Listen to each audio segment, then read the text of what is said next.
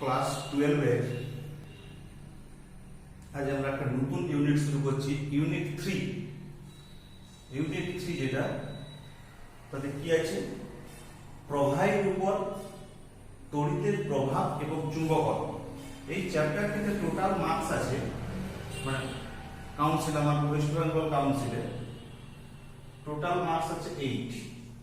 এটা ডিভিশন কেমন হবে, এমসিকিউ আছে 2টি, ভেরি শর্ট অ্যান্সার যেটা শর্ট কোশ্চেন একটা, শর্ট অ্যান্সার আছে 2 নাম্বার 80, আর একটা এলএসএ লং অ্যান্সার আছে 3 নাম্বার 80। টোটাল হচ্ছে 8 মার্কস আছে এই ইউনিটটিতে। দুটো এমসিকিউ, একটা শর্ট কোশ্চেন, একটা 2 নাম্বারের কোশ্চেন, আর একটা 3 নাম্বারের কোশ্চেন। টোটাল 8 মার্কস আছে। এই ইউনিটে দুটো চ্যাপ্টার আছে, একটা হচ্ছে ফার্স্ট চ্যাপ্টার তড়িৎ চুম্বক, আর সেকেন্ড চ্যাপ্টার কি চুম্বক পদার্থের ধর্ম। তড়িৎ চুম্বক মানে কি, যে তড়িৎ দিয়ে আমরা চুম্বক সৃষ্টি করব। তার জন্য আমার বিভিন্ন রকম যে তড়িৎ চুম্বক সম্পর্কিত বিভিন্ন সূত্র, সেই সূত্র দ্বারা প্রয়োগ, এইভাবে আমরা এটা পড়বো তড়িৎ চুম্বক। সেকেন্ড চ্যাপ্টার যেটা, সেটা হচ্ছে চুম্বক পদার্থের ধর্ম, মানে চুম্বক পদার্থের স্থায়ী চুম্বক হোক আর কৃত্রিম চুম্বক হোক, তার যে ধর্ম, সেই ধর্ম নিয়ে, আর পৃথিবী একটা বিরাট দিকের চুম্বক, সেই পৃথিবীর চুম্বক ধর্ম নিয়ে আমরা আলোচনা করব। তাহলে এখন আমরা আসি ফার্স্ট চ্যাপ্টার, যেটা তড়িৎ চুম্বক।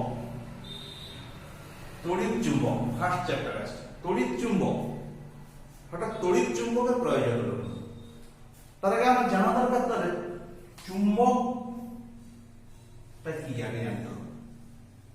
চুম্বক, চুম্বক একটা পদার্থ।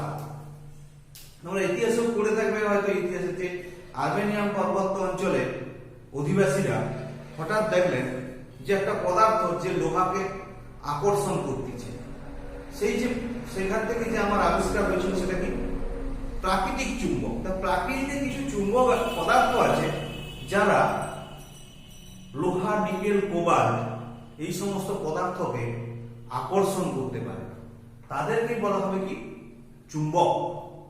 তাহলে চুম্বক এক ধরনের পদার্থ।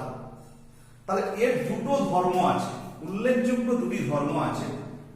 একটা হচ্ছে দিকদর্শী ধর্ম, দিকদর্শী ধর্ম, আর একটা হচ্ছে আকর্ষণ ধর্ম।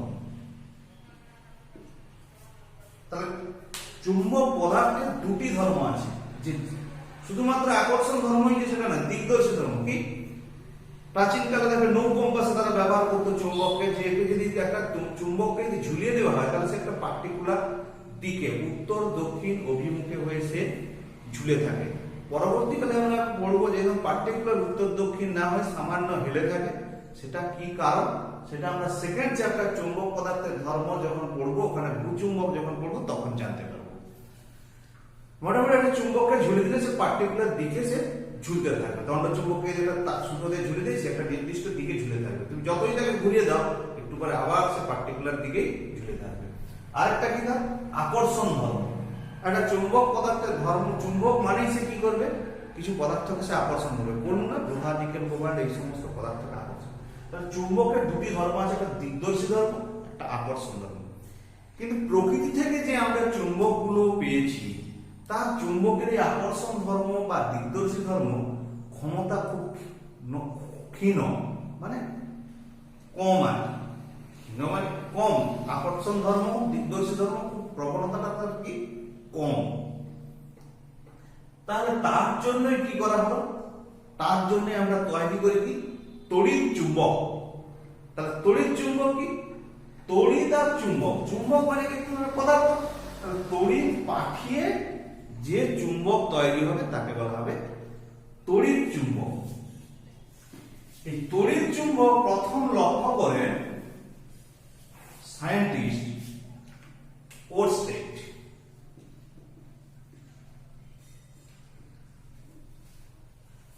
ওরস্টেড কি লক্ষ্য করলেন, যে একটা পরিবাহী মধ্য দিয়ে যদি প্রবাহ যায়, তার সাইডে যদি একটা প্রাকৃতিক ওই চুম্বক বা চুম্বক শলাকা, চুম্বক শলাকা মানে কি, এটা চুম্বক, হালকা একটা চুম্বকের পাত, এটা হচ্ছে চুম্বক শলাকা, একটা হালকা পাত।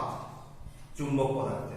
তাহলে চুম্বকের একটা পাতলা পাত বা চুম্বক শলাকাকে যদি রেখে দেই এবং পরিবাহী তার দিয়ে প্রবাহ পাঠাই, দেখা যায় যে ওই শলাকাটা বিক্ষিপ্ত হচ্ছে এবং প্রবাহের অভিমুখ অনুযায়ী ওর বিক্ষেপের অভিমুখ পরিবর্তন নিয়েছে।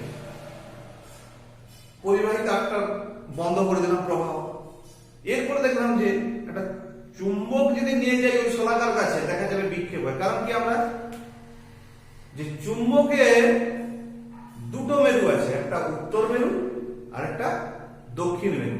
উত্তর মেরু পরস্পরকে বিকর্ষণ করে, একই রকম ভাবে উত্তর মেরু দক্ষিণ মেরু পরস্পরকে আকর্ষণ, স্থির তড়িতের মতো। ধনাত্মক আধান ঋণাত্মক আধান আকর্ষণ করে, ধনাত্মক বিকর্ষণ করে, ঋণাত্মক সেরকম এখানে এন আর এস, উত্তর মেরু এন আর দক্ষিণ মেরু সাউথ পোল এস, এন পরস্পরকে বিকর্ষণ করবে আর এন এস পরস্পরকে আকর্ষণ। তাহলে একটা দণ্ড চুম্বক নিয়ে যদি যাই, ওই চুম্বক বিক্ষেপ হয়। তার মানে কি, একটা চুম্বক ক্ষেত্র নিয়ে গেলে ওটা বিক্ষিপ্ত হচ্ছে। তাহলে আমি চুম্বক তো দেইনি, তাহলে পরিবাহীর মধ্যে দিয়ে কি যাচ্ছে, আমার প্রবাহ যাচ্ছে। তাহলে পরিবাহীতে যদি প্রবাহ যায়, তাহলেও দেখছি চুম্বক শলাকাটা এদিক ওদিক বিক্ষিপ্ত হচ্ছে। তাহলে বিক্ষেপের কারণটা কি? তাহলে পরিবাহীর মধ্য দিয়ে যখনই প্রবাহ গেছে, ওখানে একটা চুম্বক ক্ষেত্রের সৃষ্টি হয়েছে, এই জন্য শলাকাটা বিক্ষিপ্ত হয়েছে। তাহলে রোস্টেড বললেন যে একটা পরিবাহীর মধ্য দিয়ে যদি প্রবাহ যায়, তাহলে ওর চারদিকে একটা তড়িৎ ক্ষেত্রের সৃষ্টি হয়। ওর চারপাশে একটা তড়িৎ ক্ষেত্রের সৃষ্টি হয়, সেই তড়িৎ ক্ষেত্রের জন্য চুম্বক শলাকার বিক্ষেপ ঘটে। তাহলে প্রবাহের যখনই অভিমুখ পরিবর্তন করে দিচ্ছে, দেখা যাচ্ছে অন্যদিকে বিক্ষেপ ঘটতেছে। তার মানে প্রবাহের অভিমুখের উপরে ওখানে চুম্বক ক্ষেত্রের একটা যে সৃষ্টি হয়, সেটা সৃষ্টি হয় এবং অভিমুখ পরিবর্তন হয়ে যায়। কারণ চুম্বক ক্ষেত্র বা ক্ষেত্র প্রাবল্য একটি ভেক্টর রাশি, তার প্রবাহের অভিমুখের পরিবর্তনের সঙ্গে সঙ্গে যে ওখানে চুম্বক ক্ষেত্রটা সৃষ্টি হচ্ছে, তার অভিমুখ পাল্টে যাচ্ছে। অভিমুখ পাল্টে যাওয়ার জন্য বিক্ষেপের অভিমুখ পাল্টে যাচ্ছে।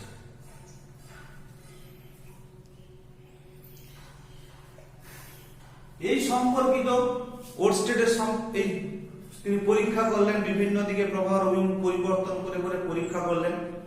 দেখলেন যে বিভিন্ন সময় বিভিন্ন চুম্বক শলাকাকে আবার উপরে তুলে দিলেন প্রবাহে, তাতেও এরকম বিক্ষেপ হচ্ছে। সেই নিয়ম অনুযায়ী আমরা ক্লাস 10 পেয়ে এসেছি, যেটা হচ্ছে অ্যাম্পিয়ারের সন্তরণ নিয়ম।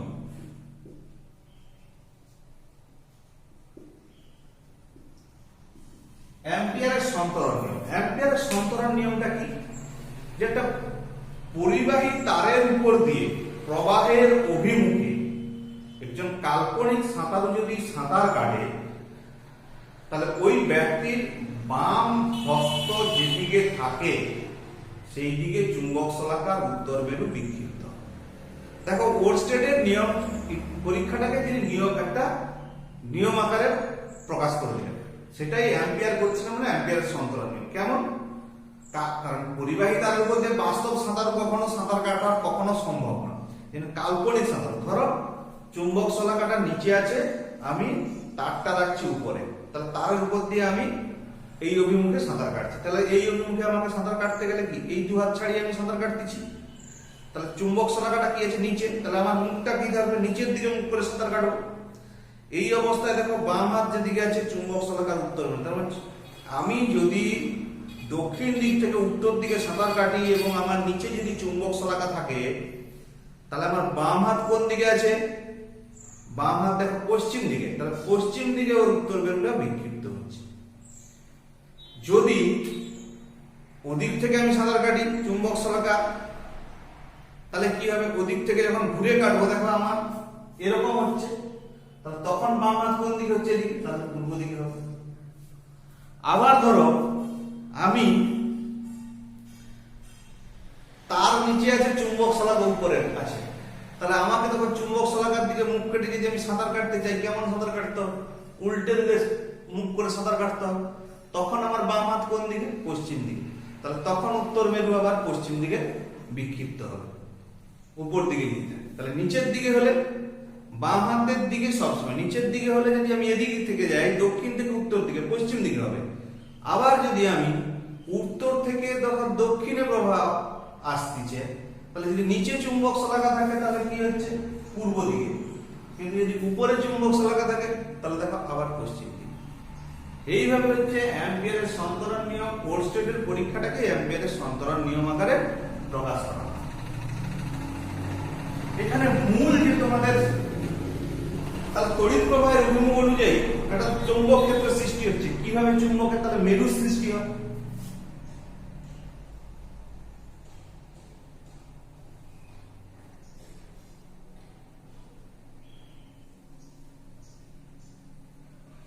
দেখো ঘড়ির কাঁটার দিকে যদি প্রবাহ হয় তাহলে এটা কি এস, এস মানে কি দক্ষিণ মেরু, সাউথ পোল। আর ঘড়ির কাঁটার বিপরীত দিকে হলে দেখো উত্তর মেরু বা নর্থ পোল সৃষ্টি হচ্ছে। তাহলে আমার ঘড়ির কাঁটার দিকে যদি প্রবাহ হয় তাহলে ওখানে কি মেরুর সৃষ্টি হয়, চুম্বক ক্ষেত্র সৃষ্টি হয়, এবং কি মেরুর সৃষ্টি হয়, দক্ষিণ মেরুর সৃষ্টি হয়। আর ঘড়ির কাঁটার বিপরীত দিকে প্রবাহ হলে সেখানে হয় উত্তর মেরুর সৃষ্টি হয়। এই জন্য মেরুর সৃষ্টি আলাদার জন্য তাহলে বিক্ষেপ আলাদা হয়। যেদিকে বিক্ষেপ হতো উল্টো দিকে বিক্ষেপ হচ্ছে, মেরুর আবার উল্টো সিস্টেম। কিন্তু এখানে মূল যেটা তোমাদের আমি স্টার্ট করবো, যেটা মূল জিনিস সেটা তোমাদের এখান থেকে মূল শুরু, তা হলো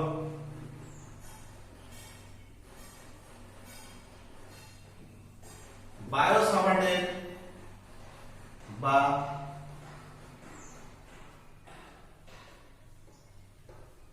ল্যাপ্লাসের সূত্র।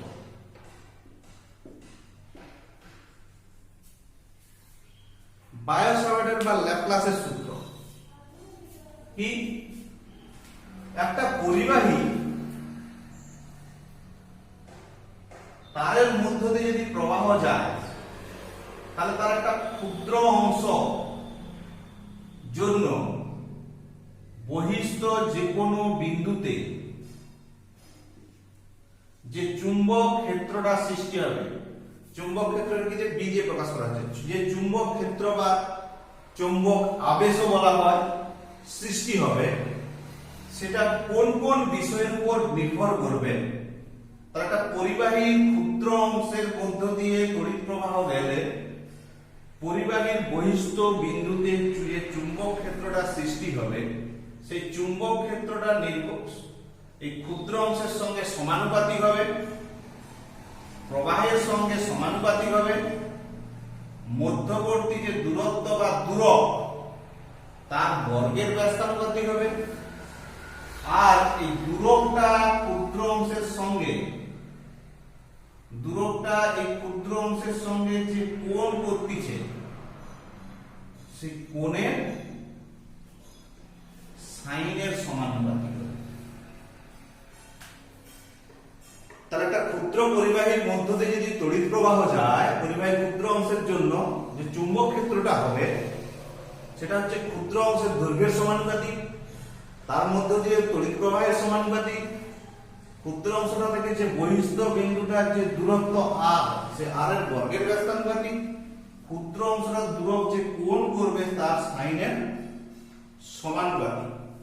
তাহলে সবগুলোকে একসঙ্গে আমি যৌগিক ভেদের নিয়ম অনুযায়ী কি লিখতে পারবো,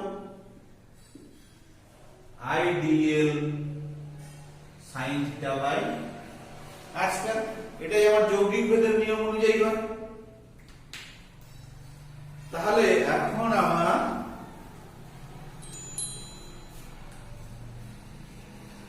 এই সমানুপাতিক চিহ্নটা তুলতে গেলে কি করতে হবে, একটা ধ্রুবক দিতে হবে। ধ্রুবকটা কি হবে, μ0/4 IDL sin theta by r square. ধ্রুবকটা হলো কি μ0/4, এটা সম্পূর্ণ আমরা এসআই পদ্ধতিতে ক্যালকুলেশন করতেছি।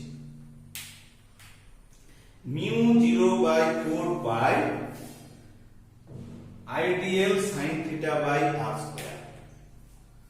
তাহলে মোট সমগ্র পরিবাহীটার জন্য মোট চুম্বক ক্ষেত্র কি হবে, মোট চুম্বক ক্ষেত্র মানে ইন্টিগ্রেশন করতে হবে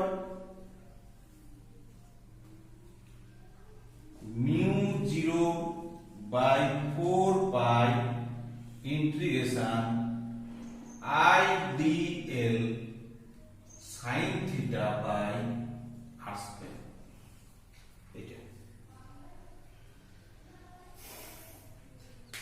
আবার বি কি হয়? বি হয়, বি একটা ভেক্টর রাশি। তাহলে বি যদি আমার ভেক্টর রাশি হয় তাহলে ভেক্টর আকার কি হবে? এর ভেক্টর আকার হবে, এর সঙ্গে আমার একটা ইউনিট ভেক্টর গুণ করতে হবে। Mu 0 by 4 pi I DL sine theta unit vector by R square mu 0 I by 4 pi integration DL R sine theta by হবে কি আর কিউ। দেখো আর ক্যাপ মানে কি R vector by mod R. তাহলে এইটাকে লিখতে পারবো mu 0 I by 4 pi R cross DL by R cube. এইটা হচ্ছে বায়োসেভার সূত্রের ভেক্টর রূপ। বায়োসেভার সূত্রের ভেক্টর রূপ হচ্ছে এইটি mu 0 I 4 pi R cross DL by R cube. এটা বায়োসেভার সূত্রের নরমাল রূপ, মানে এমনি স্কেলার রূপ, আর এটা হচ্ছে বায়োসেভার সূত্রের ভেক্টর রূপ। এটা হচ্ছে ভেক্টর রূপ আর এটা হচ্ছে এমনি গাণিতিক রূপ বা গাণিতিক সমীকরণ বায়োসেভার সূত্রে। এটা বায়োসেভার সূত্রের ভেক্টর রূপ আর এটা হচ্ছে গাণিতিক। হয়ে গেল আমার বায়োসেভার সূত্র। এইবার আমরা কি আসবো? এই বায়োসেভার সূত্রে যে চুম্বক ক্ষেত্রটা সৃষ্টি হচ্ছে সেই চুম্বক ক্ষেত্রটা কি হবে, দিক কি হবে, সেটা জানার জন্য কিছু আমরা অ্যাপ্লিকেশন করবো। সেই অ্যাপ্লিকেশনে আমরা যখন করবো তখনই এই দিক বলে দেবো। একটা চুম্বক ক্ষেত্র সৃষ্টি হচ্ছে, দিক কি হতে পারে?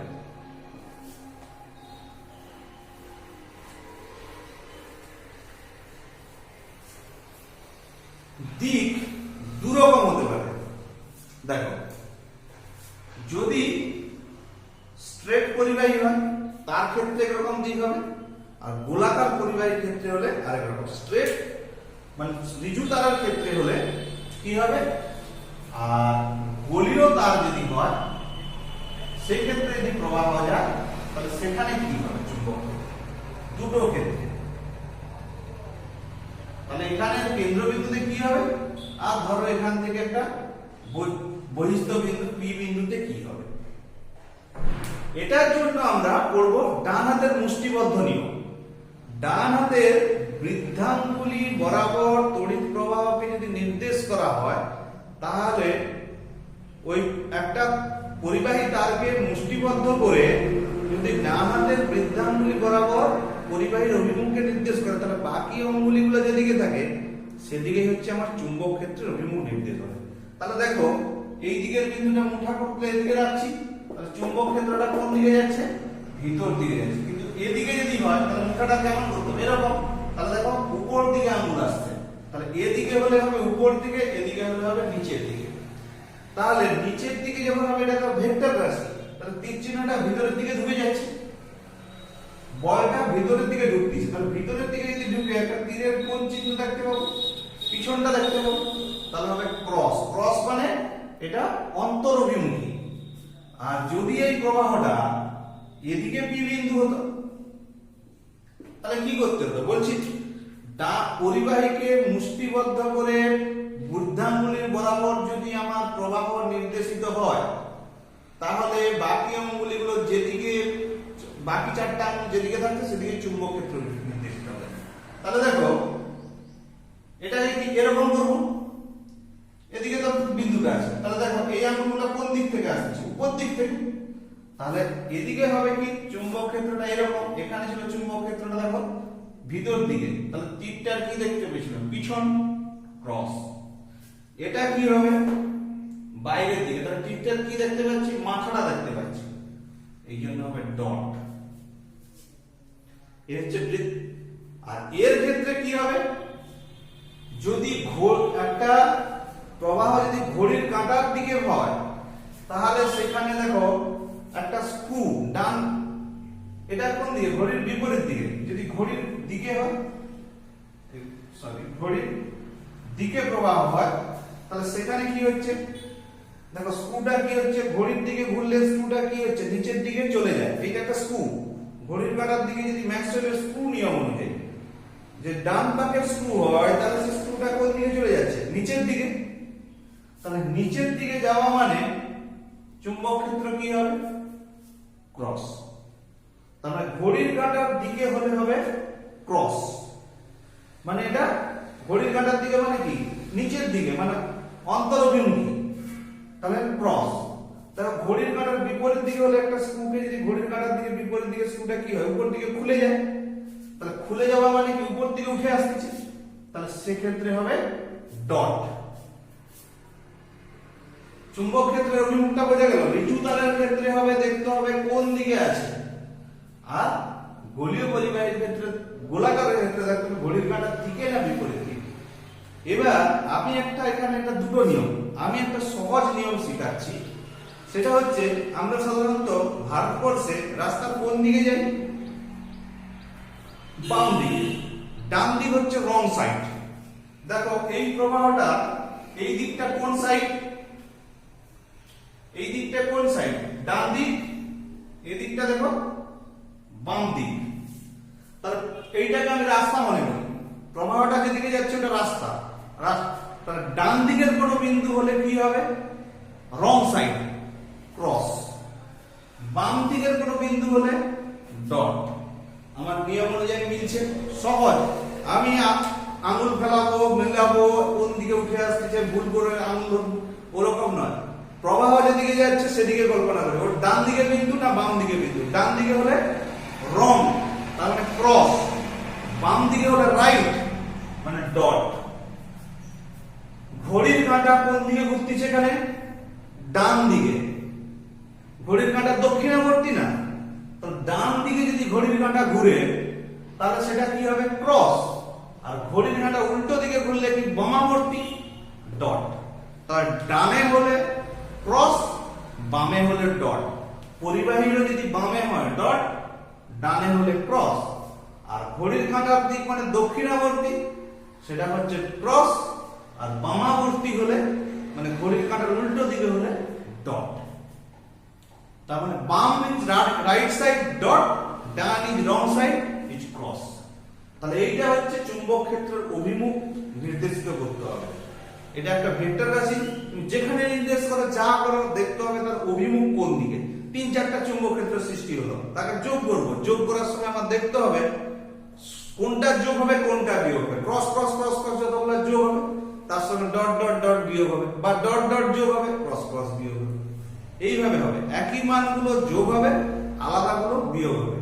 ডট মানে অন্তরভিমুখী, ক্রস মানে অন্তরভিমুখী, আর ডট মানে বহিরভিমুখী। মানে কাগজের তল যদি হয় কাগজের তলের ভিতর দিকে হলে ক্রস আর উপর দিকে হলে ডট।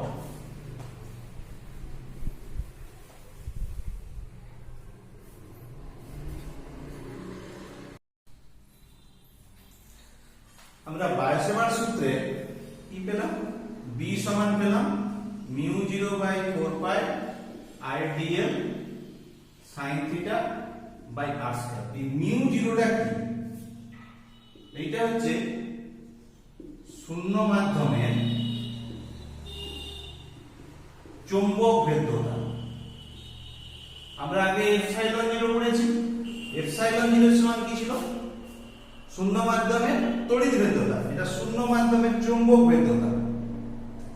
এর মান কত হয়, এর মান হয় 4 pi × 10⁻⁻7 weber ampere inverse metre inverse বা ওয়েবার পার অ্যাম্পিয়ারকে বলা হয় হেনরি, এই জন্য হেনরি পার মিটার বা হেনরি মিটার ইনভার্স। এগুলোর মাত্রা পরে আমরা পড়বো। তাহলে এখানে পেলাম কি বি। এছাড়া আরেকটা জিনিস আছে, বিটা কি আমার, বিটা কি চুম্বক আবেশ বা চুম্বক ক্ষেত্র। আরেকটা জিনিস আছে যেটা আমাদের পড়তে হবে, সেটা হচ্ছে এইচ, সেটা হচ্ছে চুম্বক ক্ষেত্র প্রাবল্য বা ব্র্যাকেটে এইচ। এইচ সমান কি, চুম্বক ক্ষেত্র প্রাবল্যটা কি, যে চুম্বক ক্ষেত্র এবং যে চুম্বক আবেশ এদের অনুপাতই হচ্ছে চুম্বক ক্ষেত্র বা চুম্বক আবেশ এবং এই যে চুম্বক ভেদ্যতা এর অনুপাত হচ্ছে চুম্বক ক্ষেত্র প্রাবল্য। একটা ভাইটাল জিনিস তোমাদেরকে বলে দিচ্ছি, শুনো। কোশ্চেনে কখনো থাকে চুম্বক ক্ষেত্র নির্ণয়, কখনো চুম্বক আবেশ নির্ণয়, কখনো চুম্বক ক্ষেত্র প্রাবল্য নির্ণয়। চুম্বক ক্ষেত্র চুম্বক আবেশ বললে বি নির্ণয় করবে। ছায়া প্রকাশনীর বইতে ম্যাক্সিমাম দেখি বি তে শেষ করে দিচ্ছে, এইচ ক্যালকুলেশন করেনি। কিন্তু কোশ্চেনে যদি চুম্বক ক্ষেত্র প্রাবল্য থাকে, তোমাকে যেটা ক্যালকুলেশন করলে তাকে মিউ দিয়ে ভাগ করতে হবে, তবে চুম্বক ক্ষেত্র প্রাবল্য হবে। যদি শূন্য মাধ্যমে হয়, শূন্য মাধ্যমে হলে এটা যে কোনো মাধ্যমে, মিউটা কি যে কোনো মাধ্যমে চুম্বক ভেদ্যতা। যদি শূন্য মাধ্যম হয়, শূন্য মাধ্যমে কি হবে, শূন্য মাধ্যমে তখন এইচ সমান হয়ে যাবে বি বাই মিউ জিরো, তখন আর মিউ হবে না। যে কোনো মাধ্যমে হবে মিউ, কিন্তু শূন্য মাধ্যম যখন হবে তখন হয়ে যাবে মিউ জিরো। এগুলোর রিলেশন পরবর্তী চুম্বক যখন ধর্ম চ্যাপ্টারটা পড়বো সেখানে আরো ডিটেইলস জানবো। এখানে তাহলে তোমরা মোটামুটি জেনে রাখো যে চুম্বক ক্ষেত্র আবেশ মানে বি আর চুম্বক ক্ষেত্র প্রাবল্য মানে এইচ। এবার বি বের করাতে, বি থেকে যদি আমাকে এইচ বের করাতে হয় কি করব, আমি মিউ শূন্য মাধ্যমে যদি ক্যালকুলেশন করি তাহলে মিউ জিরো দিয়ে ভাগ করব, অন্য মাধ্যমে ক্যালকুলেশন যদি এখানে মিউ লিখি তাহলে মিউ দিয়ে ভাগ করব। তার মানে বায়োসাভার্ট সূত্র থেকে যদি আমি এই ফর্মুলাটা যদি লিখি তাহলে এইচ সমান হবে মিউটা বাদ চলে যাবে 1/4 pi IDL sin theta by R square. এই জিনিসটা জানাচ্ছি।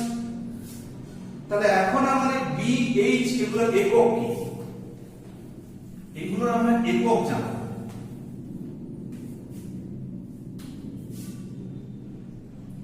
বি এর সিজিএস একক, এসআই একক, আর এইচ এর সিজিএস একক, এসআই একক। বি এর সিজিএস একক কি, বি এর সিজিএস একক হচ্ছে গস, এসআই একক টেসলা, টেসলা বা বলা হয় ওয়েবার পার ডব্লিউবি, ওয়েবার পার মিটার স্কয়ার। আর এইচ এর সিজিএস একক কি, এর সিজিএস একক হচ্ছে ওরস্টেড। আর এসআই একক কি, এসআই একক ওরস্টেড বা এরকম ভাবে লেখা হয় ওই, ওরস্টেড। এসআই একক কি, অ্যাম্পিয়ার পার মিটার বা অ্যাম্পিয়ার মিটার ইনভার্স, এসআই একক। এদের সম্পর্ক কি, সম্পর্ক হচ্ছে 1 ওয়েবার পার মিটার স্কয়ার সমান 10 টু দি পাওয়ার 4 গস। মানে 1 ওয়েবার পার মিটার স্কয়ার বা টেসলা সমান 10 টু দি পাওয়ার 4 গস। আর 1 অ্যাম্পিয়ার মিটার ইনভার্স সমান 4 pi into 10 to the power -3 oersted. এগুলো হচ্ছে এদের মধ্যে সম্পর্ক। তাহলে আজ এখানে পর্যন্তই পড়াচ্ছি। নেক্সট আমরা বায়োসাভার্টের বিভিন্ন ধরনের অ্যাপ্লিকেশন পড়াবো।